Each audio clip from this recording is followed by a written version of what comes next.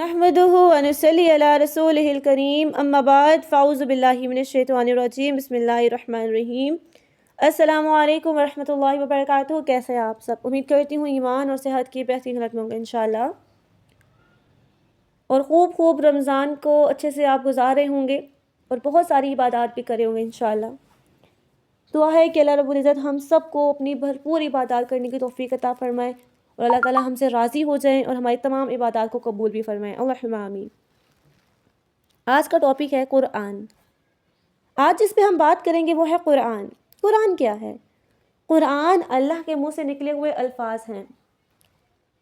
कुरान अल्लाह का कलाम है। किसका कलाम है? अल्लाह रब्बुल इज़्ज़त का कलाम है, जिसने दुनिया और आसमान को पैदा किया, जिसने हमें बनाया। अगर आप दीन को फॉलो करना चाहते हैं लेकिन आपको ये समझ नहीं आ रही कि आप कहाँ से शुरू करें, तो आप अपने सफ़र की इब्तिदा कुरान से करें। इंसान की फितरत है कि इंसान लफ्ज़ों से मोहब्बत करता है। जब उसे लफ्ज़ों से मोहब्बत हो जाती है तो उसे उन लफ्ज़ों को बनाने वाले से भी मोहब्बत हो जाती है। तो फिर अल्लाह से मोहब्बत का ये सिलसिला आप कुरान से शुरू करें। रोज़ कुरान की एक आयत पढ़ें, सिर्फ एक तर्जुमे के साथ। आपने रेस नहीं लगानी। रमज़ान है तो कुरान ख़त्म करना है, आपने कुरान को समझना है। रोज़ाना एक आयत को पढ़ें, समझें, उसकी तफसीर समझें, उसका मतलब समझें। कुरान सिर्फ एक अजर व सवाब की किताब नहीं है अल्लाह वालों, कुरान एक लाइफ स्टाइल है। कुरान आपकी ज़िंदगी को बनाता है। कुरान आपको ज़िंदगी गुजारने का तरीका सिखाता है और बंदगी का सलीका बताता है। अल्लाहु अकबर। तो रमज़ान में ये आपने रेस नहीं लगानी कि इस रमज़ान मुझे पूरा कुरान कंप्लीट करना है। अल्लाह वालों, रोज़ाना आप कुरान पढ़ते हैं तो कुरान को समझ के पढ़िए, कुरान का तर्जुमा और तफसीर पढ़िए, अल्लाह से ताल्लुक़ कायम कीजिए, अल्लाह से ताल्लुक़ जोड़िए कि मेरा रब मुझसे क्या कह रहा है।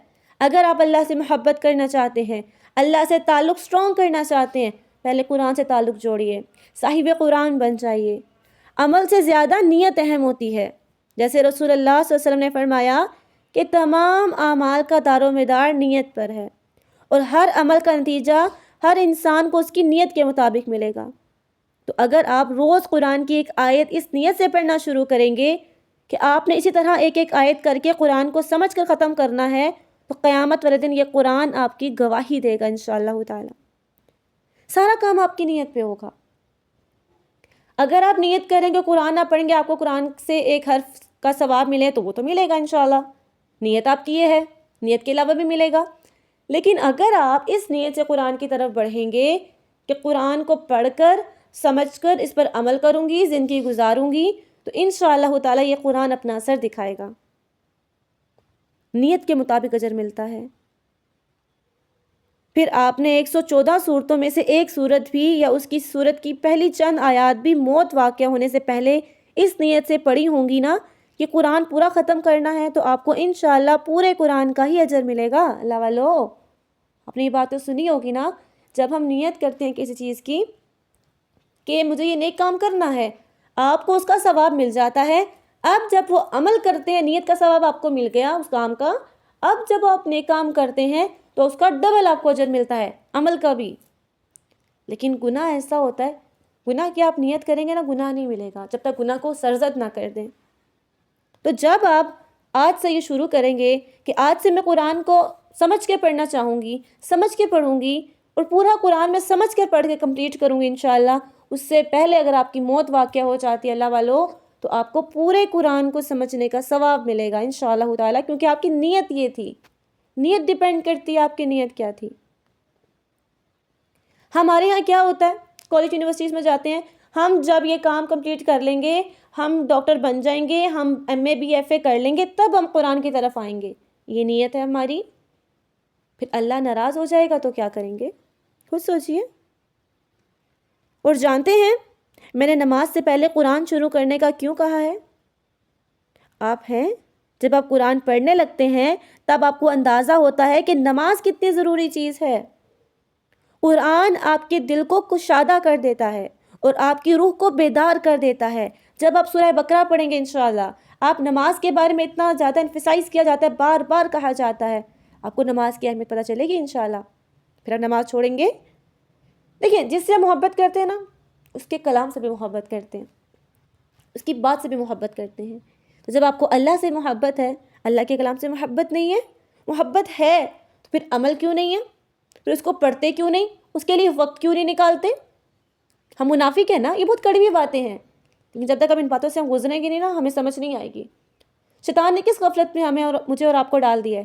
اللہ والو، غفلت سے نکلیے، جڑیے قرآن سے، پیسہ یہی رہ جائے گا، مال و دولت، مال و متاع سب یہی رہ جائے گا۔ اس قرآن نے قیامت کے دن آپ کے خلاف گواہی دے دی تو کیا کریں گے؟ تو یہ کوشش ہونی چاہیے کہ قیامت کے دن یہ قرآن سفارش کرے کہ اللہ تیری یہ بندی میرے ساتھ تعلق قائم کیا، اس نے میرے ساتھ وقت گزارتی تھی،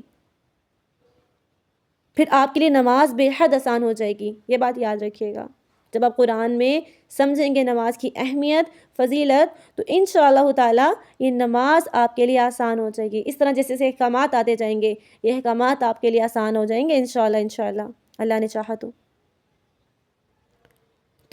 ہدایت تو آ گئی، طلب اور طلب دکھائیے، قرآن کی طرف پلٹیے۔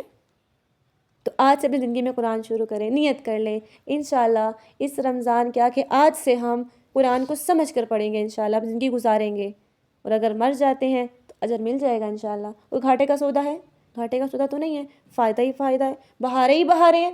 ہاں ہمیں امپلیمنٹ کرنا پڑے گا، آنکھیں کھولنی پڑیں گی، شیطان کو ہرانا پڑے گا، جنگ کرنی پڑے گی شیطان سے، جہاد کرنا پڑے گا شیطان سے، لڑنا پڑے گا شیطان سے۔ رحمان کا بندہ بننا ہے، شیطان کا یا عبد الدینار یعنی پیسے کا بندہ نہیں بننا۔ ہاں پیسہ کمائیے آپ، فائنینشلی اسٹرانگ ہوں گے تو کسی غریب کی مدد کریں گے، یہ اتنا زیادہ کہ قرآن پڑھنے کا وقت نہیں۔ تو قرآن کو سمجھنا شروع کریں، قرآن سے تعلق جوڑیں، واللہ بہت سکون ملے گا آپ کو۔ قرآن کے بغیر آپ کو چین ہی نہیں ملے گا۔ اللہ کرے کہ آپ کو قرآن کے بغیر سکون نہ ملے، اللہ کرے کہ جس دن آپ قرآن سمجھ کے نہ پڑھیں اس دن آپ بے سکون رہیں اور آپ قرآن کی طرف پلٹیں انشاءاللہ۔ قرآن ہی شفا ہے روح کی۔ مجھے امید ہے آپ کو بات سمجھ آ گئی ہوگی۔ جزاک اللہ خیر، فی امان اللہ، السلام علیکم ورحمۃ اللہ وبرکاتہ۔ دعا میں یاد رکھیے گا۔